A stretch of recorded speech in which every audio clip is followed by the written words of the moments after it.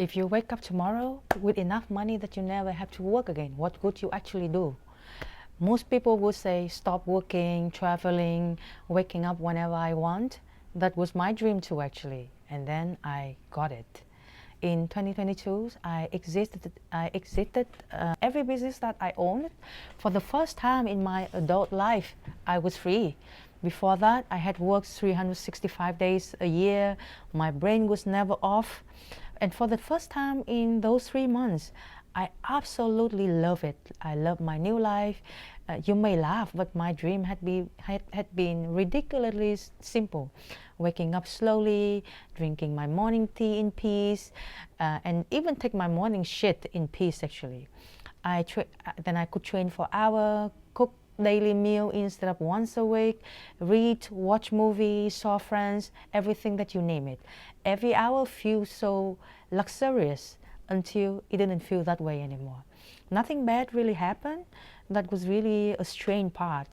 But the life I had dreamed of simply just become normal again after 3 months.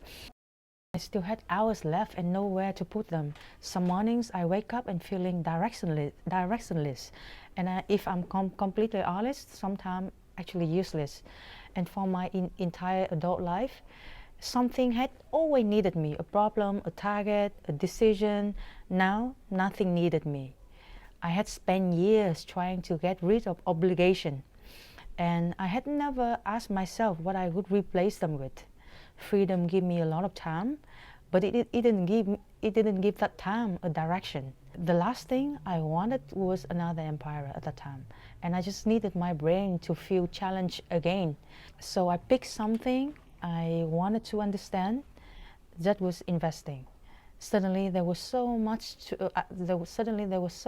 I didn't know. I got things wrong, I lost a lot of money, and without really noticing it, I started looking forward for tomorrow again. Over 6 years, I wrote a book, I write an investment blog, I tried different kind of businesses and learned different type of skill. And some work, many really didn't. But I started noticing a pattern. I feel most alive when something challenged me. To learn, to grow, to be disciplined, and sometimes to be scared. And that is why I am making this video. For years, I wanted to learn public speaking, but I didn't do it. I made hundreds of scripts inside my head, and then I stopped myself again and again because I was scared. I was scared of being judged, scared of being exposed myself.